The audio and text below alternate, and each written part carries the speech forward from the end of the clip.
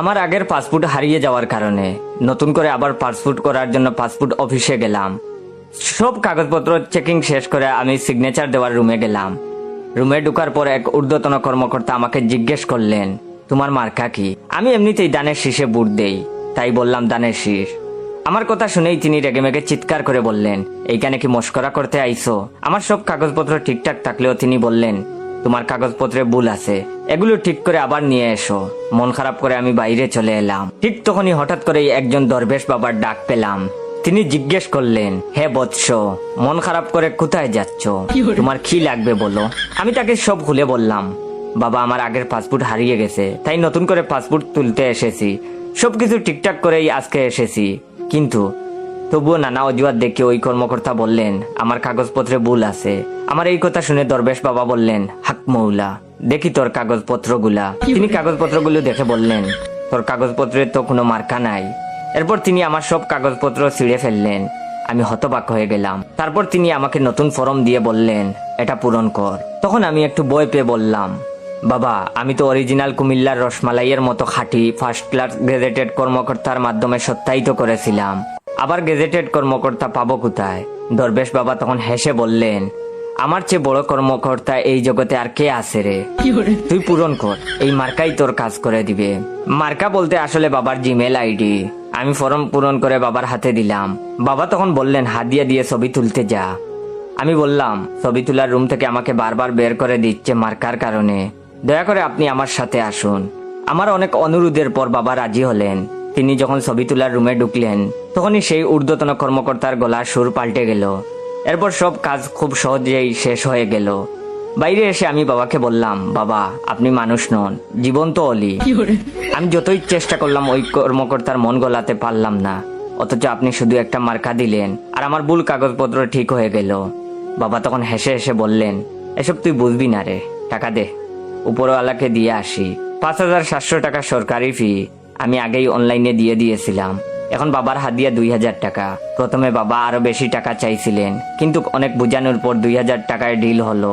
এই টাকার ভাগ শুধু বাবার নয়, ভাগ পাবে বাবা, তার বাবা, তার বাবার বাবা পর্যন্ত। আমি বয়ে কাঁপতে কাঁপতে বাবাকে জিজ্ঞেস করলাম, বাবা, আমার এই ভুল কাগজপত্রগুলো কি ভবিষ্যতে আমাকে কোনো ঝামেলায় ফেলবে? বাবা তখন হেসে বললেন, তুই বড় বোকা লোক রে। ওই ঊর্ধ্বতন কর্মকর্তার চোখে যখন আমি 2টা কসকসে নোট দিয়ে চাপ দিয়ে ফু দিব, তখনই তোর সব কাগজপত্র ঠিক হয়ে যাবে। সবই উপরওয়ালার লীলা খেলা। আমি তখন আবেগে আপ্লুত হয়ে বাবার চরণে লুটিয়ে পড়ে বললাম, বাবা, আপনি সেরা, আপনার পদধূলি দান করুন। ফাইনাল পরীক্ষায় ফেল করে বসলো এক ছাত্র, কিন্তু ফেল করলে তো চলবে না, যেভাবেই হোক পাশ করতে হবে। সে গেল প্রিন্সিপাল স্যারের রুমে, কিন্তু অনেক কাকুতি মিনতি করেও স্যারের মন গলাতে পারলো না। তখন ছাত্রটি মনে মনে একটা ফোন দিয়ে আটলো। সে গম্ভীর হবার বান করে বলল, স্যার, আমি আপনাকে 3টি প্রশ্ন করব। যদি আপনি সঠিক উত্তর দিতে পারেন, আমি আমার রেজাল্ট মেনে নেব, আর যদি উত্তর দিতে না পারেন তাহলে আমাকে পাশ করিয়ে দিতে হবে। ছাত্রটির বুদ্ধি শুদ্ধির ওপর প্রিন্সিপাল স্যারের খুব একটা আস্থা ছিল না।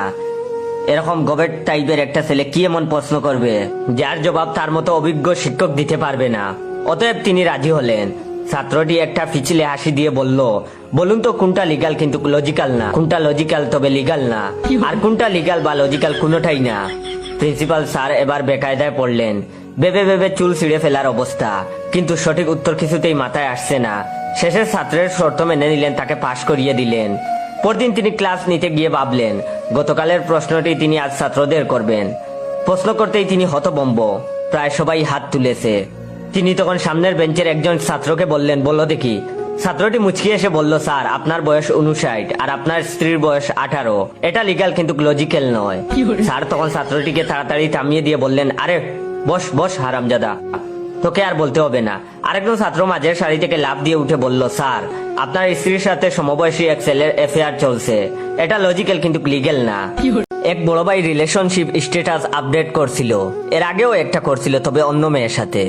আমি বড় ভাইয়ের নতুন রিলেশনশিপ স্ট্যাটাসে লাভ রিয়েক্ট দিয়ে সরল মনে কমেন্ট করলাম, বড় ভাই, এইভাবে কিন্তু আগের জনের থেকে অনেক ভালো দেখতে। আগের জনের সাথে কি ব্রেকআপ হয়ে গেছে নাকি ভাই? এরপর ফেসবুক থেকে লগ আউট করলাম। কিছুক্ষণ পর লগ ইন করে দেখি বড় ভাইয়ের আইডি নাই। মনে হয় আমারে ব্লক মারছে। এটা দেখে নিজেকে বড় অপরাধী মনে হলো। ভাবলাম আমাকে ব্লক মারার কারণটা কি সেটাই তো জানি না, বড় ভাইকে সামনাসামনি জিজ্ঞেস করতে হবে। পরের দিন একটা টি স্টলে দেখলাম বড় ভাই চা খাচ্ছেন আর ফোন করতেছেন কারোর সাথে। বড় ভাই ফোন করতেছেন, আমি গিয়ে উনাকে ফোনের মাঝখানেই জিজ্ঞেস করলাম, বড় ভাই কালকে আপনার রিলেশনশিপ স্ট্যাটাসে কমেন্ট করছি বলে আমারে ব্লক দিলেন কেন? আমি কি মিথ্যা কিছু বলছি নাকি? যদি ভুল করে থাকি তাইলে মাফ করে দেন। কথাটা বলা মাত্রই বড় ভাই আমার দিকে অগ্নিমূর্তি হয়ে তাকালেন। এদিকে ফোনের সাউন্ড বেড়ে গেল। স্পষ্ট শুনতে পেলাম একটা মেয়ে কণ্ঠে বড় ভাইকে কেউ ঝাড়তেছে, বলতেছে, এই তুমি না বললা তুমি 1 বছর ধরে ফেসবুক ইউজ করো না, তাহলে কাল রিলেশনশিপ স্ট্যাটাস কার সাথে দিছো? তুই একটা ঠক, তুই একটা গুটিবাজ, তোর সাথে ব্রেকআপ। বড় ভাই তখন অনেক কিছু বলেও উনাকে বুঝাতে পারলেন না। এইবার বড় ভাই ফোন রেখে আমাকে বাঘের গর্জনে বললেন, এক্ষুনি তুই আমার সামনে থেকে চলে যা। বড় ভাইয়ের রাগের কারণ বুঝতে পারলাম না, কিন্তু বই পেয়ে তখন চলে আসলাম। বাসায় এসে ভাবলাম কাল মেজাজ ঠান্ডা হলে আবার গিয়ে মাফ চেয়ে আসবো। পরের দিন দেখলাম বড় ভাই একটা মোবাইল 2 সপ্তাহ আগে স্কুলের সামনে বৃষ্টির মধ্যে হারাইয়া গেছিল। তো আজকে কিটা যেন ওই মোবাইল থেকে ফোন দিয়া বলতেছে, ভাই একটা মোবাইল পাইছি, এখানে জয় দিয়ে সেভ করা, এটা কার মোবাইল বলতে পারেন? তখন আমি বললাম, জি ভাই এটা আমার মোবাইল। ভাই মোবাইলটা খুব দরকার ছিল, যদি দিতেন। তখন আমি নাম্বারের দিকে খেয়াল করে দেখলাম ওইটা আমার নাম্বার। তখন অচেনা লোকটি বলল, আচ্ছা ঠিক আছে, আপনি কোথায় আছেন? আমি বললাম আমি বাজারে আছি। তখন অচেনা লোকটি বলল, তাইলে কালকে সকাল 10টায় স্কুলের সামনে এসে নিয়ে যাবেন, আমি কল দিব। তখন আমি বললাম, ভাই একটা কথা ছিল। তখন অচেনা লোকটি বলল, বলেন। তখন আমি বললাম, আপনি 2 সপ্তাহ আগে মোবাইল পাইছেন? তখন লোকটি বলল, জি কেন?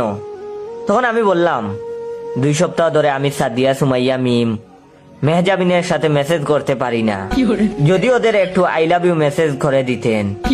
আমার কথা শুনে অচেনা লোকটি বলল, তোরে মোবাইল দিমু না হালার পুত। আমি বললাম, কেন ভাই কেন? তখন অচেনা লোকটি বলল, তোর মোবাইলে দেখি আমার ছোট বোনের নাম্বার সেভ করা, তুই ওর লগেও কথা কস।